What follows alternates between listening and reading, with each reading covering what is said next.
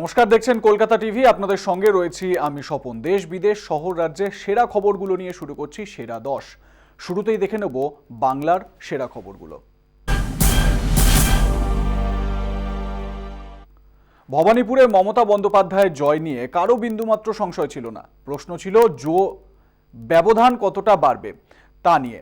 ভবানীপুরে 2016 এবং 2011 সালের ভোটের মার্জিনকে অনেক দূরে ফেলে উপনির্বাচনে জিতলেন বাংলার ঘরের মেয়ে মমতা বন্দ্যোপাধ্যায়। নন্দীগ্রামে মমতা হেরেছিলেন মাত্র 1966 ভোটে। অভিযোগ ছিল ষড়যন্ত্র এবং কারচুপি করে মমতাকে হারানো হয়েছিল। ভবানীপুর উপনির্বাচনের ফলাফল প্রমাণ করে দিল নন্দীগ্রামে কারচুপির অভিযোগ অমূলক নয়। এই ফলাফল ফের প্রমাণ করল মানুষ মমতার সঙ্গেই আছে।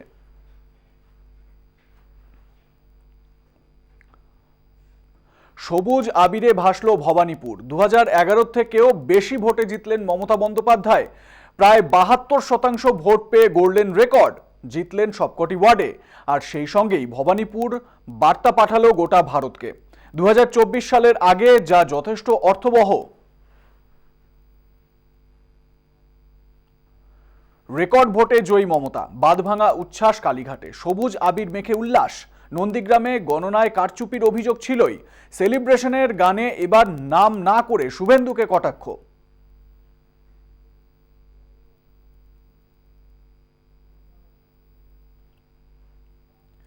ভবানীপুরে হ্যাট্রিক মমতার। উৎসবের আমেজ রাজ্য জুড়ে। দিদির জয়ে সেলিব্রেশন মুডে কালারফুল মদন মিত্র। আবির খেলে বাজি পুড়িয়ে জয়ের উৎসবে মাতলেন ভবানীপুরের ঘরের ছেলে।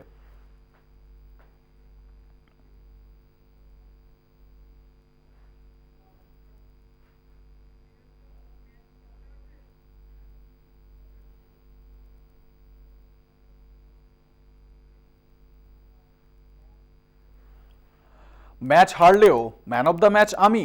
ভবানীপুর আমি ছাড়ব না। ভবানীপুর উপনির্বাচনের রায় ঘোষণার পর জানালেন বিজেপি প্রার্থী প্রিয়াঙ্কা টিব্রেওয়াল। পাশাপাশি তিনি এও বলেন বিজেপির সংগঠন আরও মজবুত করা জরুরি। ভবানীপুরে বিজেপির ভিত পাকাপোক্ত ছিল না। মমতা বন্দ্যোপাধ্যায়কে জয়ের অভিনন্দনও জানিয়েছেন প্রিয়াঙ্কা। ন্যাচারালি বলবো BJP needs to work a lot on the সংগঠন। ন্যাচারালি বলবো যে ভবানীপুর আমি ছাড়বো না। ন্যাচারালি বলবো দ্যাট আই কংগ্রাচুলেট দিদি ফর দ্য ভিক্টরি। প্রণাম জানাই ওনাকে। ভবানীপুর উপনির্বাচনে জয়ের জন্য মমতা বন্দ্যোপাধ্যায়কে অভিনন্দন জানিয়েছেন বিজেপির রাজ্য সভাপতি সুকান্ত মজুমদার। পাশাপাশি যে কজন বিজেপিকে ভোট দিয়েছেন তাদের ধন্যবাদ জানিয়েছেন নবনির্বাচিত রাজ্য সভাপতি। তার বিশ্বাস আগামী দিনে যেই 4 কেন্দ্রে উপনির্বাচন রয়েছে সেখানে বিজেপি ভালো ফল করবে। আগামী দিনে এই লড়াই আমাদের জারি থাকবে এবং এই ফল যত সংখ্যক মানুষ আমাদেরকে ভোট দিয়েছেন তাদেরকে আমি অসংখ্য ধন্যবাদ জানাই এবং আগামী দিনে আপনাদের এই আশীর্বাদ, এই ভোট আমাদেরকে ইন্সপায়ার করছে আগামী দিনের লড়াইয়ের জন্য। সামনে উপনির্বাচন আছে 4টি সিটে। আশা করি, আমাদের বিশ্বাস, আমরা এই 4টি সিটে খুব ভালো ফল। ভবানীপুরের ভোটারদের নিয়ে বিষ ছড়ানো মন্তব্য শুভেন্দু অধিকারীর। মানুষের দিকে রুটি ছুঁড়ি দিয়ে ভোট করাতে চেয়েছে তৃণমূল। আক্রমণ বিরোধী দলনেতার। রবিবার শুভেন্দুর সেই অপমানজনক মন্তব্যের জবাব দিলেন ভবানীপুরবাসী।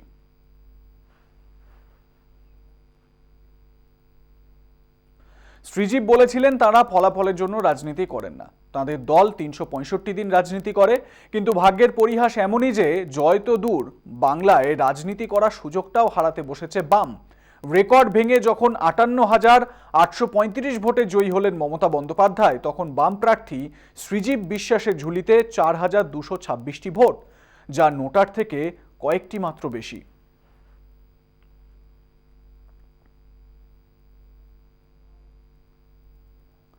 প্রত্যাশা মতো শামশেরগঞ্জে জয়ী তৃণমূল প্রার্থী আমিরুল ইসলাম। প্রথম রাউন্ডের গণনা থেকেই এগিয়েছিলেন আমিরুল। সময় যত গড়িয়েছে তার নিকটতম প্রতিদ্বন্দ্বী বিজেপির মিলন ঘোষ, বাম প্রার্থী মোদাস্সার হোসেন ও কংগ্রেস প্রার্থী জৈদুর রহমানের সঙ্গে ব্যবধান ক্রমশই বাড়িয়েছেন তিনি। রবিবার গণনার শুরু থেকেই তৃণমূলের কার্যালয়ে ভিড় বাড়তে থাকে। ব্যবধান যত বেড়েছে সবুজ আবির ও মিষ্টি মুখে মাতেন তৃণমূল কর্মী সমর্থকেরা। ফল ঘোষণার পরে আনন্দে মাতেন জয়ী প্রার্থী আমিরুল ইসলামও।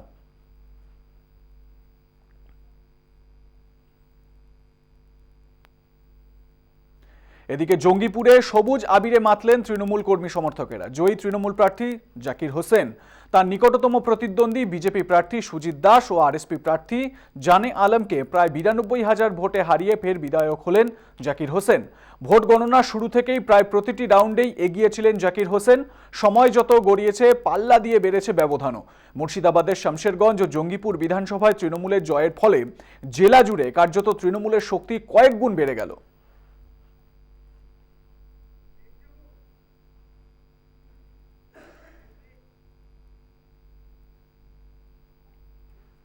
এখন সময় একটা বিরতির, ফিরছি বিরতির পর, সঙ্গে থাকবেন। ফিরলাম বিরতির পর, আর এবার দেখে নেব দেশের সেরা খবরগুলো।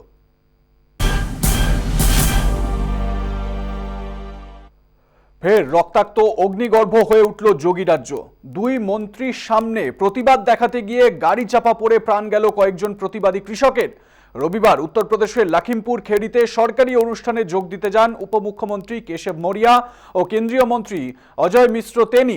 সেই সময় বিক্ষোভ দেখান কৃষকেরা। সূত্রের খবর, মন্ত্রীদের হেলিকপ্টার অবতরণের সময় হেলিপ্যাড ঘেরাও করে বিক্ষোভ দেখান প্রতিবাদীরা। বিক্ষোভ দেখানোর পর তারা ফিরে যাচ্ছিলেন।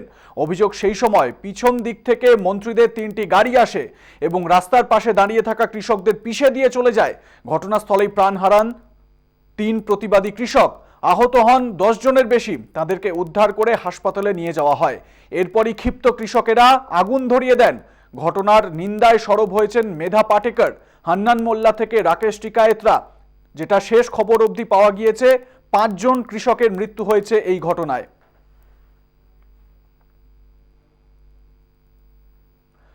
মাদক কাণ্ডে টানা 16 ঘন্টা জেরা করার পর গ্রেফতার করা হলো শাহরুখ পুত্র আরিয়ানকে। শনিবার রাতে গোয়াগামী এক প্রমোদ তরী থেকে প্রথমে আটক করা হয় শাহরুখ পুত্র আরিয়ান খানকে। বাদশা পুত্রকে জিজ্ঞাসাবাদের পর গ্রেফতার করেন এনসিবি আধিকারিকরা। শনিবার 1500 যাত্রী নিয়ে মুম্বাই থেকে গোয়া রওনা হয়েছিল প্রমোদ তরী কার্ডেলিয়া। রেপ পার্টির এন্ট্রি ফিস ছিল 1 লক্ষ টাকা। বাদশা পুত্র অবশ্য আমন্ত্রিত অতিথি ছিলেন, তার এন্ট্রি ফিস লাগেনি। নার্কোটিক্স কন্ট্রোল ব্যুরোর কাছে খবর ছিল মাদক সেবনের ব্যবস্থা করা হয়েছিল ওই লাক্সারি ক্রুজে। সেই রাতেই যাত্রীর ছদ্মবেশে প্রমোদ তরীতে চেপে বসেন এনসিবির সদস্যরা। মিশে যান ভিড়ের সঙ্গে। ক্রুজ শিপ একটু এগোতেই মাদক সেবন শুরু হয়। প্রায় সকলেই নেশায় বুঁদ হয়ে যান। এরপরই এনসিবির আধিকারিকরা 10 জনকে আটক করেন। এনসিবির আঞ্চলিক প্রধান সৈয়দ সমীর ওয়াংখের বলছেন, আরিয়ান খান ছাড়াও আটক হন আরবাজ মার্চেন্ট, নুপুর সারিকা, ইসমিত সিং, মোহক জয়সওয়াল সহ আরো 3 জন।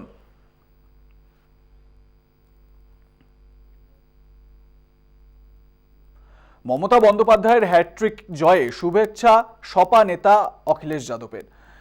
রবিবার ভবানীপুর কেন্দ্রের তৃণমূল প্রার্থীর 58,000-এর বেশি ভোটে জয় ঘোষণা হওয়ার পরই একের পর এক শুভেচ্ছা বার্তা আসতে শুরু করে। টুইট করে সপা নেতা অখিলেশ লেখেন, মমতা দিদির যে জয় সেটাই সত্যমেব জয়তের রীতি। শুধু সপা নেতা নন, মুখ্যমন্ত্রী মমতা বন্দ্যোপাধ্যায়ের জয়ের শুভেচ্ছা জানান বিজেপি বিরোধী একাধিক রাজনৈতিক নেতাও।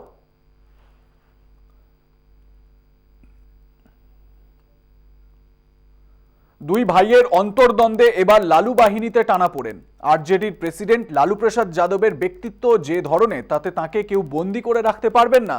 বড় ভাই তেজ প্রতাপের অভিযোগ উড়িয়ে দিয়ে পাল্টা উত্তর দিলেন আরজেডি নেতা তেজস্বী যাদব। ঘটনার সূত্রপাত আরজেডি সুপ্রিমো লালু প্রসাদ যাদবের বড় ছেলে তেজ প্রতাপের একটি অভিযোগকে কেন্দ্র করে। শনিবার তেজ প্রতাপ অভিযোগ করেছিলেন, তার বাবা জামিন পেলেও এখনও তাকে বন্দি করে রাখা হয়েছে। আরজেডি দলের প্রধান হতেই এই কারসাজি বলে অভিযোগ তেজ প্রতাপের। রবিবার বড় ভাইয়ের মন্তব্যের পাল্টা উত্তর দেন তেজস্বী যাদব। তিনি বলেন, লালু প্রসাদ যাদব দীর্ঘ সময় ধরে বিহারের মুখ্যমন্ত্রী পদের দায়িত্ব সামলেছেন। কেন্দ্রীয় মন্ত্রী পদেও ছিলেন তিনি।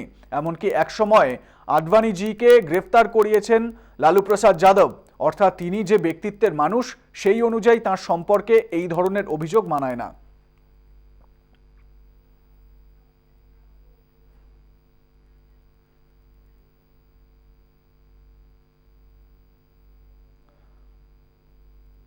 উত্তরাখণ্ডে বিদ্যুৎ কর্মীদের ডাকা ধর্মঘটে কড়া পদক্ষেপ পুষ্কর সিং ধামির সরকারের।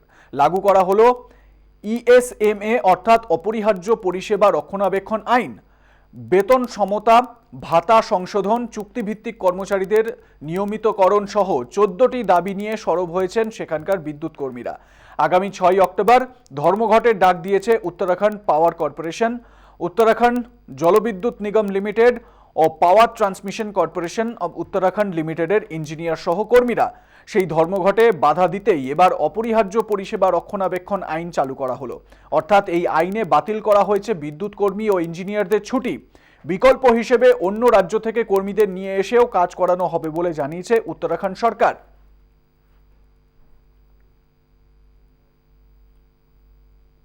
দূষণের মোকাবিলা করতে কেন্দ্রের কাছ থেকে এবার 18 কোটি টাকা অনুদান পাবে দিল্লি। প্রতি শীতে ফসল কাটার সময় মাত্রাতিরিক্ত দূষণে বিপর্যস্ত হয়ে পড়ে রাজধানী দিল্লি। লাগোয়া হরিয়ানা, পাঞ্জাবে ফসল কাটার পর ক্ষেতের উপর অবশিষ্টাংশ জ্বালিয়ে দেওয়া হয়। ঘন ধোঁয়ায় ঢেকে যায় দিল্লির আকাশ, দৃশ্যমানতা চলে যায় শূন্যের নিচে। দিল্লি সরকার এবছর শীতের জন্য উইন্টার অ্যাকশন প্ল্যান তৈরি করেছে। খুব শীঘ্রই তা ঘোষণা করতে পারেন মুখ্যমন্ত্রী অরবিন্দ কেজরিওয়াল।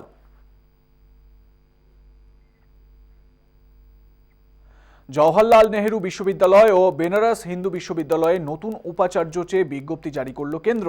নতুন উপাচার্য নিয়োগের প্রক্রিয়া শুরু হয়েছে আগেই, কিন্তু শনিবার তা নিয়ে আরও একটি বিজ্ঞপ্তি জারি করল কেন্দ্রীয় শিক্ষা মন্ত্রক।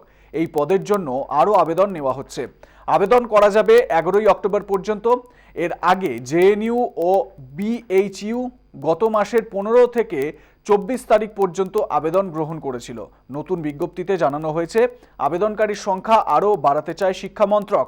আরও বেশি বিকল্পের মাধ্যমে যোগ্যতম ব্যক্তিকে বেছে নিতেই এই সিদ্ধান্ত বলে জানানো হয়েছে।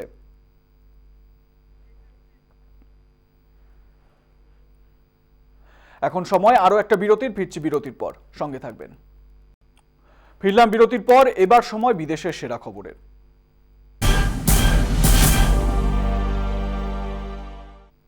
ফের বিস্ফোরণ কাবুলে, মৃত্যু হয়েছে 2 জনের, আহত বেশ কয়েকজন, বাড়তে পারে মৃতের সংখ্যা। কাবুলের ঈদগাহ মসজিদের পাশে ভয়াবহ বিস্ফোরণ হয়। তালিবান মুখপাত্র জবিউল্লাহ মুজাহিদ এক টুইট বার্তায় একথা জানান। সূত্রের খবর, বিস্ফোরণের সময় মসজিদের ভেতরে ছিলেন মুজাহিদের মা। কারা এই কাণ্ড ঘটিয়েছে তা নিয়ে মুখে কুলুপ এঁটেছে তালিবান। যাতায়াত বন্ধ করে দেওয়া হয়েছে মসজিদ চত্বর এলাকায়। অন্যদিকে এদিনই কাবুলে কোহদামান এলাকায় তালিবানের সমর্থনে বের হয় মিছিল।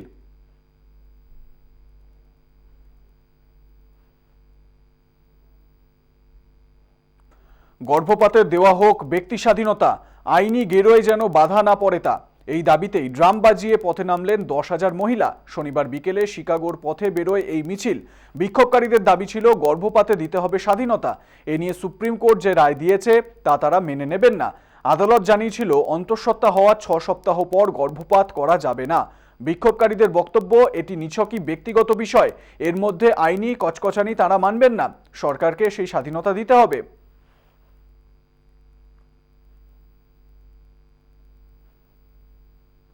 ভালো তালিবান হন, যাতে আলোচনার মাধ্যমে সমস্যার সমাধান হয়। তেহরিকি তালিবানের সঙ্গে বৈঠক শেষে ফের বার্তা পাকিস্তানের অভ্যন্তরীণ মন্ত্রী শেখ রাশিদের। তিনি জানান, সীমান্তে সংঘর্ষ নিয়ে রক্তপাত বন্ধ করতে ও তালিবানের সঙ্গে সম্পর্ক মজবুত করতেই তাঁর এই বার্তা। শনিবারই তাজিকিস্তানকে শিক্ষা দিতে তেহরিকি তালিবানের সঙ্গে আলোচনায় বসে পাক প্রধানমন্ত্রী ইমরান খান জানিয়েছিলেন শান্তি ফেরানো জরুরি, কেননা তাজিকিস্তান বরাবরই তালিব বিরোধী। ইসলামাবাদের সঙ্গে ঘনিষ্ঠতা বাড়লে চাপে রাখা যাবে তাজিক সরকারকে। ইমরানের বার্তার একদিন পরই রশিদের এই বার্তায় এখন জল কোন দিকে গড়ায় সেটাই দেখার।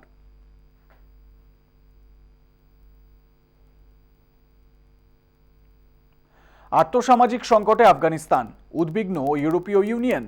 আফগান ভূমে তালিবান রাজ কায়েম হওয়ার পরই বিধ্বস্ত দেশের আর্থসামাজিক পরিস্থিতি।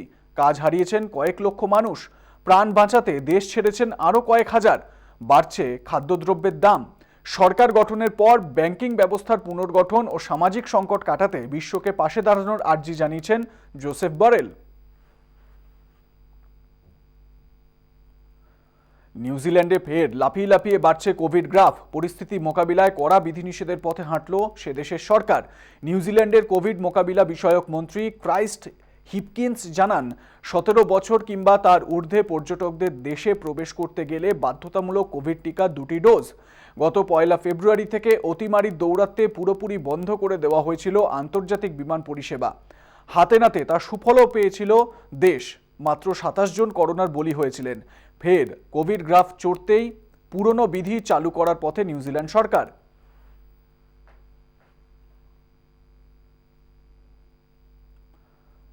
টাইম বম নিয়ে খেলা বন্ধ করুন, ইউএনওর সদস্য দেশগুলিকে হুঁশিয়ারি উত্তর কোরিয়ার। দিন কয়েক আগেই পিয়ংইয়ং মিসাইল উৎক্ষেপণ করায় কপালে চিন্তার ভাঁজ পড়েছিল মার্কিন যুক্তরাষ্ট্র, জাপান, দক্ষিণ কোরিয়ার। পরিস্থিতি উত্তপ্ত হওয়ার আগে রাষ্ট্রপুঞ্জের নিরাপত্তা পরিষদ সদস্য দেশগুলিকে নিয়ে জরুরি বৈঠক ডাকায় এবার চোটে লাল উত্তর কোরিয়া। তারা জানিয়েছে টাইম বম নিয়ে খেলছে ইউএনওর সদস্য দেশগুলি, দ্রুত বন্ধ হোক এ খেলা।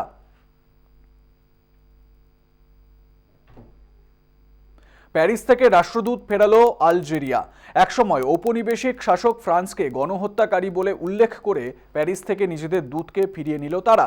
সেই সঙ্গে গোদের উপর বিস্ফোরা ন্যায় ফরাসি প্রেসিডেন্ট ইমানুয়েল ম্যাক্রোর মন্তব্যেও আঁতে ঘা লেগেছে তাদের। ফ্রান্সের এমন আচরণে এখন ঘোর সংকটে আলজেরিয়া। তিউনিসিয়া ও মরক্কোর বাসিন্দাদের পাসপোর্ট পুনর্নবীকরণের কাজ।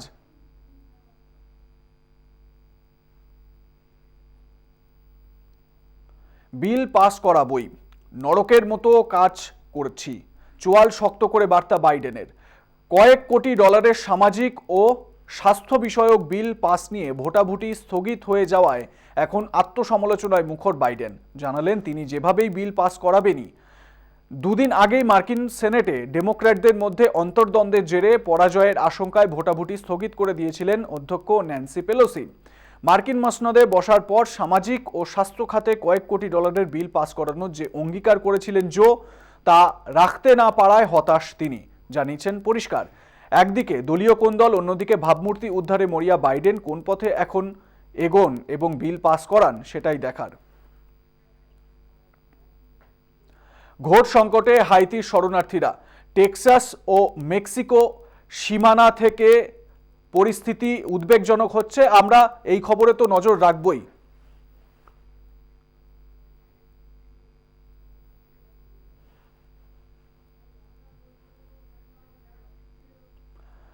সেরা 10 আজ এ পর্যন্তই। এরপর সংবাদ সারাদিন দেখুন অহনার সঙ্গে। দেখতে থাকুন কলকাতা টিভি, রাত দিন 7 দিন।